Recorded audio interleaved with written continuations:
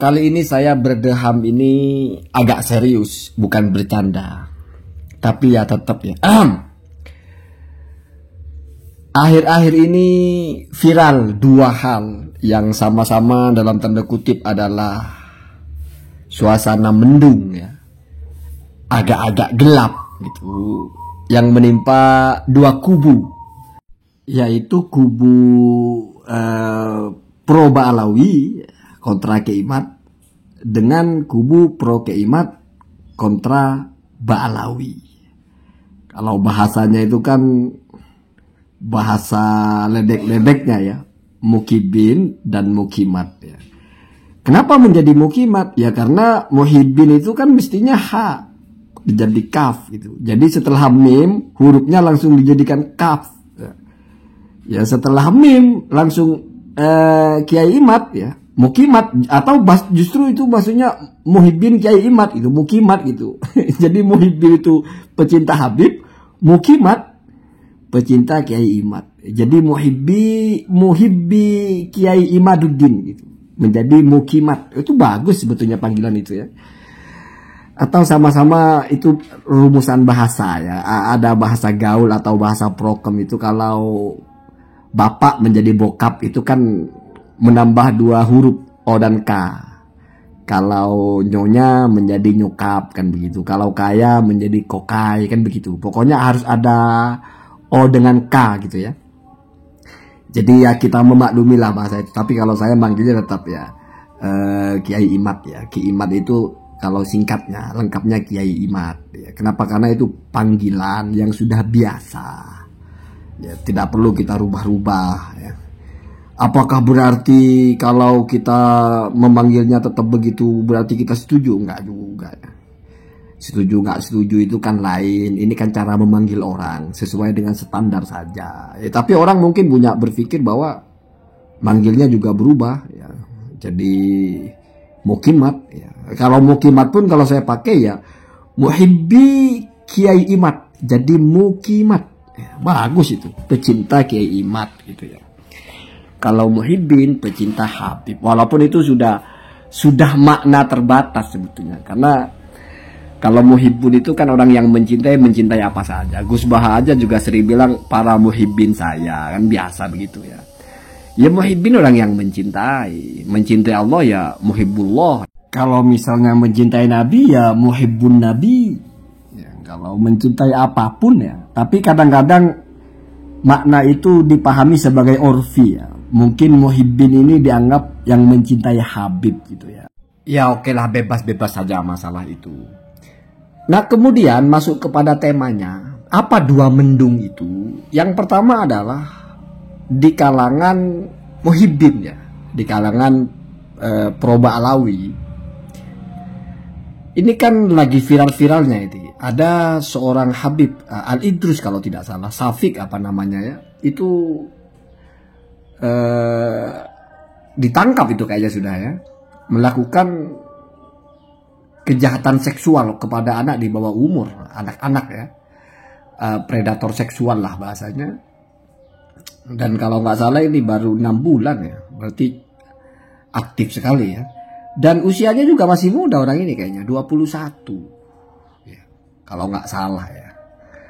Lalu setelah itu ya seperti biasa. Jadi para pemuji Kiai Imad ini menjadikan itu seperti durian runtuh di komentar-komentar di kanal-kanal mereka. Ini cucu Nabi masa begini kan gitu. Masa cucu Nabi jadi predator seks? Nah, kan begitu. Sebelum-sebelumnya kan sudah sering jurus-jurus begini ketika ada pelaku kriminal pembunuhan, pelakunya Ba'alawi. Lihat itu. Masa begitu gitu. Nah, tapi di sisi lain ya, itu kan berarti kekeliruan atau kesalahannya berupa perilaku ya. Perilaku itu maksudnya orang melakukan sesuatu yang buruk sekali, predator seks buruk sekali ya. Iya, dilakukan oleh satu orang. Lalu dipaksa ini semuanya Ba'alawi begitu. Kan begitu maksudnya. Padahal kita nggak tahu orang itu Ba'alawi kecuali setelah melakukan masalah ini baru kita kenal ada Ba'alawi seperti ini kan begitu. Tapi kan bagi mereka ini menjadi menjadi apa bahasanya? Ya itu Ba'alawi begitu, predator seks, semuanya begitu. Wah, ya namanya berpikirnya memang begitu, nggak apa-apa silakan. Nggak usah ditanggapi dengan ilmu kalau orang begitu, ya sudah begitu. Nanti kalau ada satu orang Jawa begini, orang Jawa lihat tuh. Nanti orang Indonesia begitu, lihat tuh orang Indonesia tuh. Ya jangan nggak terima kalau digituin orang, karena pola pikirnya juga emang sudah begitu. Kalau sudah benci satu orang, satu kelompok, satu orang melakukan kesalahan, disasar semuanya. Nggak tahu gitu berapa persen dari otak yang aktif itu kalau sampai muncul narasi. Lihat Ba'alawi itu. Di pikirnya Ba'alawi ini beberapa puluh orang di Indonesia atau beberapa ratus orang di Indonesia saja mungkin. Dia nggak ngerti Ba'alawi itu orang yang sudah 1000 tahun. Artinya ya kalau kamu bicara Ba'alawi yang ngarang kitab-kitab yang dikaji juga ya Ba'alawi kan gitu. Tapi ada yang begitu, lihat Ba'alawi itu. Nah gitu ya nggak apa-apa. Ya sarannya mungkin agak jangan terlalu dipres otak itu. Dipres itu maksudnya di fresh ya, dibekukan, jangan ya, agak diaktifkan gitu. Biar ada manfaatnya gitu ya. Kan eman-eman ditaruh di kepala tapi nggak berfungsi, kan eman-eman. Ya tapi nggak apa-apa lah, silakan. Bang sudah apalagi yang bisa dinarasikan selain itu gitu. Jadi dimanfaatkan ini sebagai glorifikasi gitu. Oh lihat itu ya. Ya nggak sekalian kamu misalnya Nabi itu dipuji, Nabi ini keturunannya suku Quraisy, suku terbaik. Lihat itu Abu Jahal, Abu Lahab, sukunya apa itu? Quraisy ini suku brengsek, lihat itu. Orang paling kafir itu. Nah, kan sama. Logikanya kan sama begitu. Ada satu orang bermasalah, ada beberapa orang bermasalah, sukunya kamu hajar habis-habisan. Apa yang perlu dibantah dengan orang-orang yang berpikir seperti itu? Jadi tertawain itu sudah bagus, berarti direspon. Apalagi kenapa harus dibantah? Artinya dibayar 3.000 udah bagus. Mestinya kan 2.000 kan parkir. Kenapa harus kita bayar banyak? Udah ya 5.000 lagi goceng lah ya. Nah kemudian di kelompok sebelah, lebih dahsyat kalau saya kira. Ini masalah kecelakaan ilmu, kecerobohan ilmu. Sengaja atau tidak sengaja itu tetap sebuah kecerobohan. Itu bahasa paling halus dari ketololan. Bagaimana bisa nanya nasab kepada orang yang apa bahasanya ya? Apa mau nipu gitu? Atau mau ngelabui? Ini ada muka-muka Arab ini. Ini kita anggap saja ini ahli nasab. Terus kita tanya nasab. Masuk akal nggak itu? Dan pelakunya ini ya tidak bisa disamakan dengan yang Ba'alawi yang di Jawa Tengah itu. Dia kan bukan siapa-siapa, ada di Ba'alawi kan. Ya cuma Ba'alawi saja kebetulan ya. Ya Ba'alawi yang nyangkul ya banyak Pak. Ba'alawi yang ojek online ya banyak Pak. Apa kamu kira Ba'alawi itu Habib Rizik semua? Nah tapi kalau di kelompok di kelompoknya Kiai Imad yang namanya Kiai Ja'far ini topnya ini. Bahkan dia termasuk kepada apa bahasanya ya? Kepada pengangkat bendera sendiri di mazhabnya itu, yaitu Maimun Al-Qaddah. Luar biasa. Sekarang bayangkan Pak, menemukan penelitian yang orang tidak pernah temu, yaitu Ubaidillah ternyata adalah Maimun Al-Qaddah, anaknya Maimun Al-Qaddah. Itu orang sudah 1000 tahun bisa dia teliti. Lah neliti yang di depan mata. Ini kalau sudah kita husnudon memang kesalahan ya. Artinya nggak ada kesengajaan. Neliti orang di depan mata karena pakai sorban mungkin. Ini karena wajahnya Arab berarti dianggap ini ahli. Sehingga ditanya. Lah kalau tahu nggak ahli apa? Kok nanya? Ini mah tambah lucu logikanya. Nah terus kalau nggak dianggap ahli ngapain nanya? Ngapain nanya terus di-share terus dijadikan penguat gitu, batal. Walaupun saya masih tidak terlalu sadis mengatakan kalau Ki Ja'far itu mengatakan orang itu adalah nasabah. Kayaknya karena nggak muncul narasi itu. Cuma nanya terus disebarkan terus apa tujuannya? Kan ingin menambah bukti, ingin inventarisir bukti kalau nasabah Ba'alawi batal. Diketemukanlah orang yang sebetulnya kan bukan di Arab juga itu. Tinggalnya kan katanya di Madura katanya. Sudah muncul klarifikasinya itu yang salah Kiai Ja'farnya, sudah ribet lah urusan ya. ternyata ya bukan ustadz, bukan siapa-siapa, yang nggak pernah, jangankan menjadi ngerti masalah nasab gitu ya. Ya walaupun kita jangan bicara profesinya lah, ya. Jadi apapun, saya paling tidak suka bicara profesi orang ya. Saya kadang-kadang menyebut tukang cendol atau apa itu bukan merendahkan, tapi ya setidaknya bukan ulama, itu saja ya. Artinya ketika kita sebut itu berarti profesi tunggal gitu. Kalau misalnya ulama yang juga berprofesi jualan cendol, luar biasa Pak. Sekarang ulama itu kan gengsi-gengsi ya. Kalau misalnya ada yang dia ahli, dia ngaji kitab, tapi dalam seminggu ngajarnya mungkin hanya 5 hari, masih ada waktu 2 hari dia jualan cendol, luar biasa Pak. Luar biasa itu. Berarti dia ingin tunjukkan kalau ma'isyahnya itu, hidup itu dari kasbul dari apa, khairul kasabi itu, yaitu bai'ul mabrur, al bai'ul mabrur, atau amalur rajuli biyadihi, dia kerja gitu, mencangkul. Oh, dulu kamu kira kiai-kiai dulu yang merintis pesantren itu, kamu kira mereka langsung jaya gitu? Yang nggak apa, ada yang sambil ngajar sambil nyangkul Pak, biasa. Ada yang sambil, ada di sini di Bata-Bata dulu kiainya itu, pendirinya itu sambil jualan kopi Pak, kopi keliling. Maksudnya menuju pengajian itu dia bawa kopi di sepedanya. Ada orang jeli, tukang kopi ya tukang kopi, ulama ya ulama. Nah, kenapa disebutnya ulama? Ya karena tukang kopi dengan ulama itu lebih tinggi ulamanya. Makanya yang tinggi yang disebut ihtiraman. Kalau lagi mau mencela, tukang kopinya disebut. Nah, kalau saya bicara tukang cendol, ya memang tukang cendol gitu. Artinya jualan cendol nggak jadi ulama gitu kan, gitu masalahnya ya. Jadi dua-dua arah ini sama-sama dijadikan museum. Ya tapi yang punya Ki Ja'far ini telak sekali ini. Karena peneliti, ini logika sederhana Pak. Peneliti, gak usah bicara kapasitas ilmu deh, kehati-hatian lah memahami hal-hal yang rumit. Nah, gimana kita mau percaya orang ini hati-hati memahami sesuatu yang rumit, memahami isi kitab, memahami ibarah, mempertimbangkan, mengkomparasi satu karya dengan karya yang lain, membaca ini, membaca itu, mentelaah harfan-harfan. Lah, ngelihat orang ahli apa tidak ahli aja nggak bisa kan gitu. Ini kalau misalnya tidak sengaja, artinya bener-bener kecolongan gitu. Kalau sengaja, wah itu berarti menganggap pengikutnya bodoh semua, tolol semua, bisa diakal-akali. Yang penting kita tampilkan muka-muka Arab, pengikut saya pasti percaya. Wah itu jahat, jahat itu. Cerdas tapi jahat. Cerdas dalam artian berarti tahu kalau pengikutnya itu memang nggak terlalu mikir banyak-banyak gitu. Pokoknya yang penting anti Balawi sudah bener lah, kambing yang bilang bener lah, apalagi ini sudah lumayan muka-muka Arab. Itu jahat ya. Ya kalau secara strategi itu ya cerdas, dia tahu ya pengikut saya kan tidak perlu saya benar. Yang penting saya bicara apa yang seperti saya bicarakan sebelumnya yang sudah mereka dukung, ya mereka juga akan dukung lagi kalau saya bicara hal yang sama. Nggak penting benar. Saya mau bilang saya sedang ngobrol dengan pohon jambu dan dia bilang Balawi batal secara ijma, dia percaya aja dan akan dijadikan argumentasi oleh mereka. Tuh lihat pohon jambu bilang batal.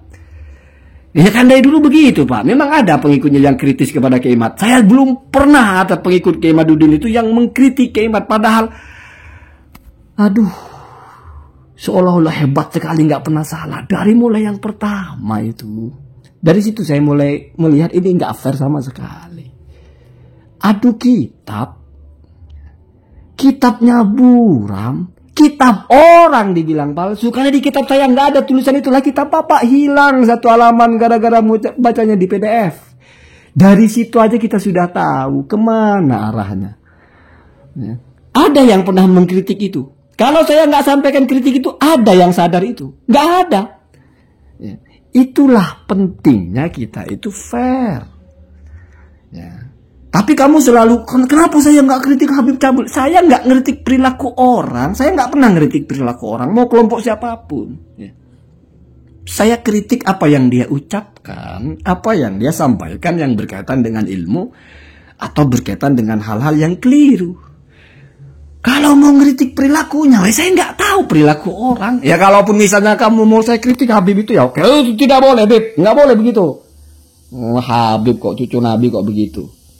Nah terus kalau bukan cucu Nabi boleh, sama-sama nggak boleh. Itu kan sudah mafhum bidoruri Pak. Semua orang tahu itu tidak boleh. Nanti kamu kritik lagi, katanya nggak mengkritik perilaku, tapi mengkritik ucapan. Ucapan kan juga perilaku. Ya, Karena berbicara itu kan kata kerja, Pak. Jadi orang ngomong itu kan kerja itu sebetulnya. Ya cuman mulut memang kerjanya ngomong kan gitu.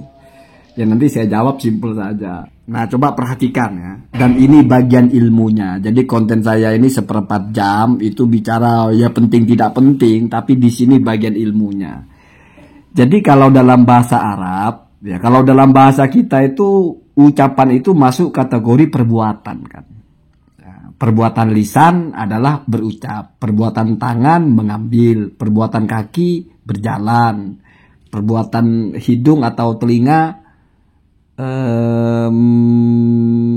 mencium dan mendengar ya.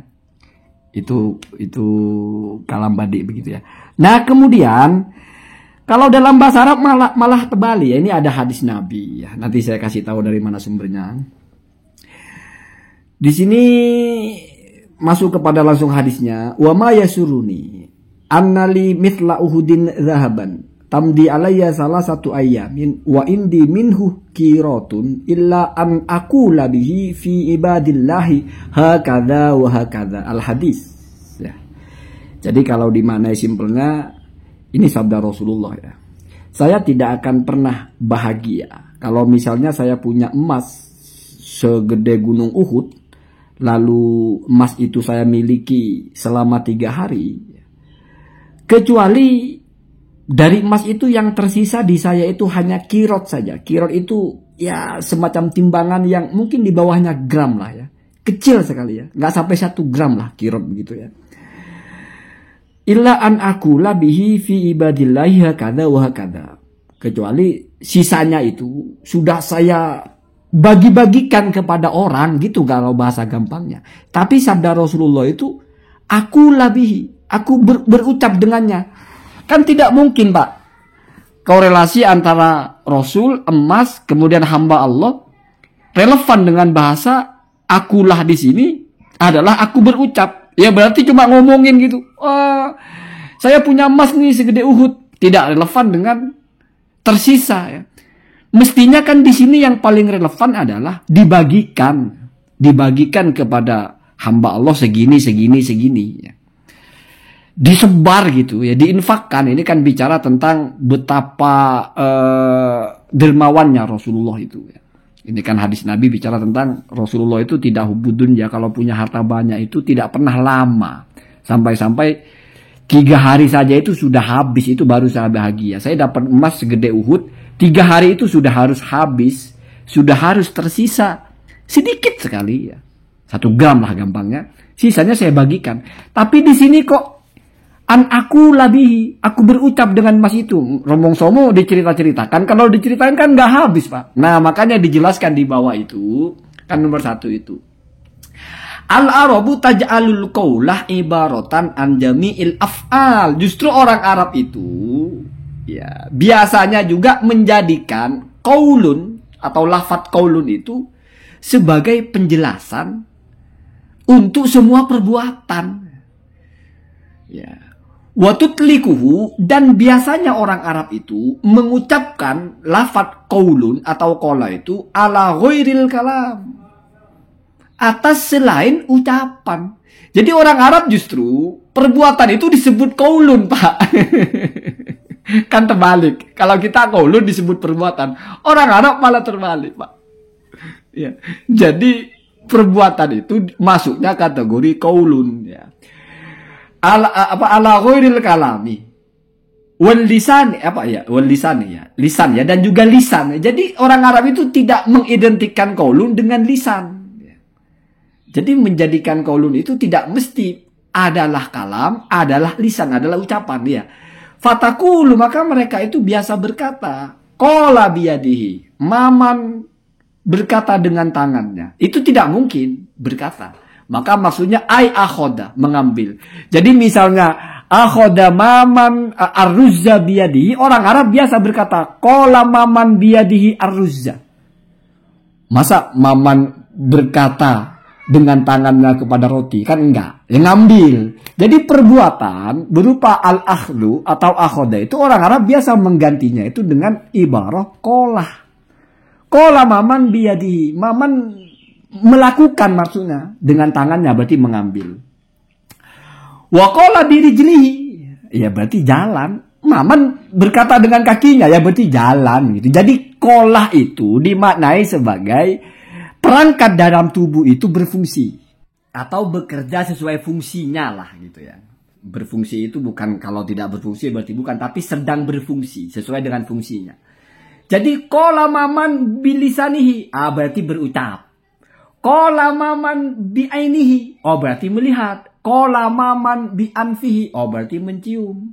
Qala maman bi'aklihi, berarti berpikir. Qala maman birijlihi, berarti berjalan. Qala maman biyadihi, berarti mengambil. Jadi semua perbuatan anggota tubuh ini orang Arab menyebutnya qolah gitu ya. Nah, kalau pakai prinsip ini berarti apa yang dia lakukan itu juga qolah. Wah, jadi repot kalau begitu ya. Enggak ya. Ini pengetahuan saja. Walaupun tidak nyambung dengan kontennya, setidaknya kamu kan menjadi tahu kalau dalam bahasa Arab qolah itu enggak hanya terbatas kepada berucap. Tetapi anggota tubuh kita beraktivitas sesuai dengan fungsinya itu juga disebut qolah dalam bahasa Arab. Ini menjadi penting, Pak. Biar hadis Nabi ini nggak menjadi lucu. Masa Nabi dapat emas 3 hari habis, sisa beberapa gram, bahkan tidak sampai 1 gram kirot jatuh bahasanya. Sisanya diapain? Qolah katanya. Berarti diceritakan dong. Ya nggak juga, Pak. Qolah di situ nggak mesti menceritakan. Ya. Ya, tetapi mungkin sebelum ngasih kan ngomong juga, iya oke. Jadi ini buat kamu. Kan nggak ada Pak tiba-tiba kasih lari. Nggak mesti ngomong juga ya. Sehingga ada kolahnya. Oke lah. Kadang-kadang konten saya kan begitu ya. Saya bicara hal yang kamu suka. Lalu saya selipkan di situ apa-apa yang informasi ilmu. Yang mungkin tidak berkaitan, bahkan mungkin bertentangan ya. Nggak apa-apa ya. Nggak ada masalah. Setidaknya kan bukan masalah krusial. Ini kan ilmu belakang ini, walaupun kamu anggap bertentangan dengan konten saya, kan setidaknya saya itu memang tidak suka bicara perbuatan orang. Saya suka bicara ucapan orang. Artinya kalau mau dipaksa, dalam kaidah ini malah terbalik. Di sini yang masuk kepada ucapan atau qolah itu bukan hanya dari lisan, tapi juga dari tangan. Berarti mencakup perbuatan. Ya saya jawab, itu kan bahasa Arab Pak, kita kan bahasa Indonesia, kita menjadi lucu. Kalau Maman berucap dengan tangannya kan nggak mungkin Pak. Maman mengambil dengan tangannya. Walaupun secara bahasa, kalau sudah qolah biyadihi, itu maknanya sudah bukan berucap Pak, tapi mengambil. Inilah dilema kalau kita memang dalam posisi sedang menerjemah bahasa, tetapi kita mungkin tidak mengerti. Sehingga ini qolah kan berucap. Kita tahu dari kamus kan berucap. Tapi kok biyadihi, masa tangannya bisa ngomong? Ya. Tapi misalnya ada bahasa berucap atau berbicara lalu tangan, apakah berarti mesti mengambil? Ya enggak juga. Terkadang ya memang berbicara, walaupun bahasanya berbeda. Misalnya dalam Al-Quran, al-yawma nahtimu ala afwahihim wa tukallimuna aydihim. Itu bukan mengambil Pak. Ya memang kallama yukallimu, berbicara, bersaksi, memberikan kesaksian. Bukan tangannya mengambil, tapi memberikan kesaksian. Bukan mengambil saksi, bukan, tapi memberikan kesaksian. Dan itu juga bukan takuluh, bukan, tapi tukallimu ya. Jadi kan lain ya. Jadi begitu ya. Allahumma hadina ahdas sabil.